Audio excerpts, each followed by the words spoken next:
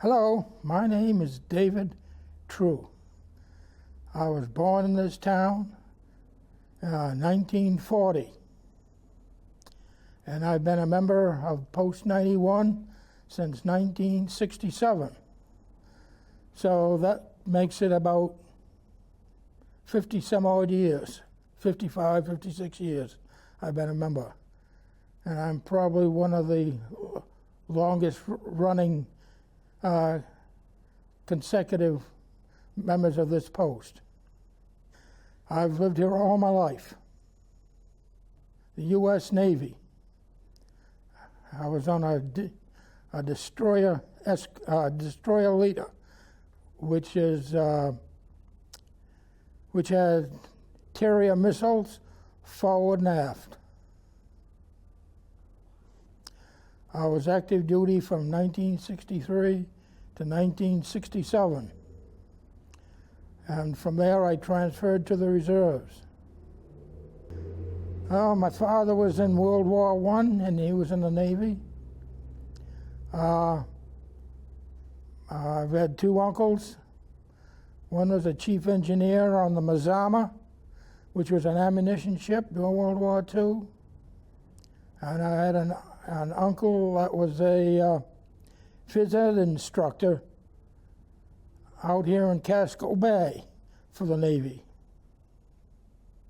I have a brother that was in the Navy.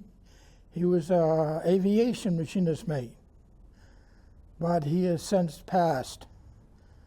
He is interned in Guam. I didn't want to get drafted. I wanted the choice to be my own. Yes, I was during the Vietnam era war. About the only thing I would like to say about it, I was in the firefighting school in San Diego when the JFK was assassinated. And just couldn't believe it. And then the next president would have been Johnson. And he more or less escalated everything over there in Vietnam, and made two cruises over there. We did mostly search and rescue, in which we pulled pilots out of the water and sent them back to their home ship. I just prayed I could make it through, that's all. Well, I started out with Great Lakes, which was at the training center. And after that, I went back to Great Lakes to machinist mate A school. And from there, they said I did such a good job going through school, they gave me my choice of duty. And that was on the West Coast, new construction, in which I was assigned to the USS England, DLG-22. And that's where I spent the rest of the Navy, on that ship. It was a guided missile cruiser. It carried carrier missiles, 40 missiles forward and 40 missiles aft. And the sole duty was to protect the carrier. I found out you keep your mouth shut and do as you're told, and you can make it anywheres. I went back to San Diego for air conditioning and refrigeration school. Everything I learned in the Navy, I used it in civilian life afterwards. Made two cruises over to Vietnam and the Tonkin Gulf.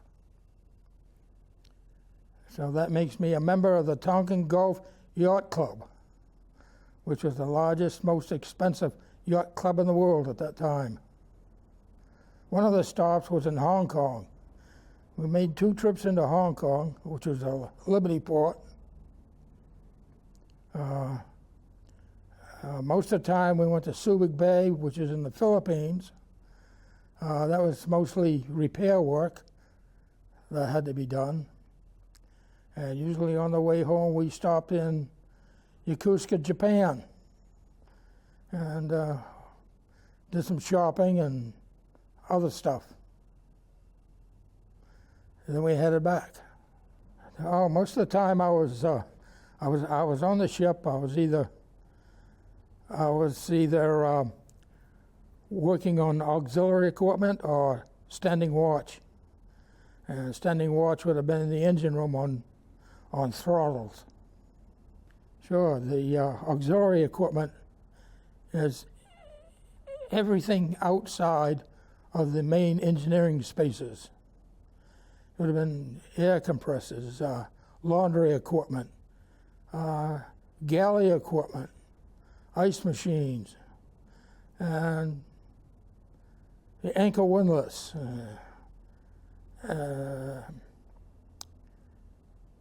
and equipment and everything like that makes the ship go. The horn, windshield wipers, stuff like that. That fell into the auxiliary repair department. I just remember that's how different people lived. And I'm just glad I live where I do live. Every few years we usually have a ship's reunion, but the last 5 or 6 years there hasn't been any reunion because you couldn't get enough people. So I think I came home maybe twice in 4 years. I did buy a car when I was out there. Matter of fact, I bought it when I was in the Philippines. And it was a 1966 Mustang convertible. When they went to order it, they weren't making them anymore. They said I'd have to go with a 67. I said, okay, we'll make it a 1967 Ford Mustang convertible. Nice car. And I still got it. Trouble is, it's pretty well rusted out, but I still got it. And my mother was living in Portland, so I stayed with her for a while. And then came back out here. It's the best experience they ever had. And if anybody is in and they get out without going through the whole gamut of things, they've missed a lot. Especially if somebody's on a carrier. If they're on a squadron, and that squadron is attached to a carrier, and they happen to get out before they get on the carrier, they've missed a lot. It's an experience they'll never forget. Well, it got to the point where I could have had just about any job I wanted. There was at one time, I stopped in at the American Legion post on Deering Street in Portland and to have a drink. And the bartender asked me if I was looking for a job. I said, no, why? He says, I can get you a job today. He gave me a name, piece of paper. He says, you go right down here to the Maine post office and ask for this guy. You'll be working this afternoon. The first organization I joined was the American Legion. This post 91. And the main reason was my father was in World War I, and he was one of the founding members of this post. The post was chartered in 1920, but after a few meetings, they decided not to meet anymore. But when they did meet, they met down at Hose 2, which is at the fire station. And after a while, after after a few years, they decided that maybe they should have their own building. So between 1930 and 31, this cabin was built. And my father was one of the builders. And this cabin was manufactured by Ward Cedar Homes up someplace up north. And this is their first log cabin that they ever built. Well, let's see. My father was the last World War I veteran to be commander of this post. And what they did to raise money, this became a community center. They'd have dances and suppers and about every Friday or Saturday night. And they had weddings there. And at the end, they had Beano night. And that lasted a number of years, and it just finally, they finally gave it up because they couldn't get anybody to run it. Everybody was so old, and then somebody had the bright idea, or maybe the town would lease it. And the town did. I'm going to say probably around 1990 maybe. Well, some posts have a bar set up. This post doesn't. It's a non-drinking post. And we have our flag ceremony over on the green 4 times a year. And the money we do make, we have scholarships, of which the towns of Yarmouth and Cumberland can qualify for. Now, the town runs the upstairs and the Legion has the downstairs. So they should go to any Legion meeting to see how they operate, see what they do. We've, on this post, we have members not coming because I don't know why, but we tried to build up the membership and get the people to come to meetings by providing a supper. So my wife puts a supper on at 6 p.m., 1 hour before the meeting starts. And we usually have anywhere from 12 to 18 people show up. But without the supper, it drops right down to maybe 4 or 5. Well, there was one year when I was commander, I managed to get a hold of the Civil War reenactors.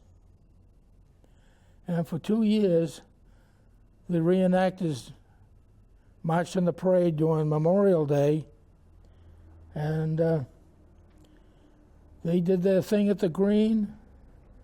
They had musket fire, and one year they had cannon fire.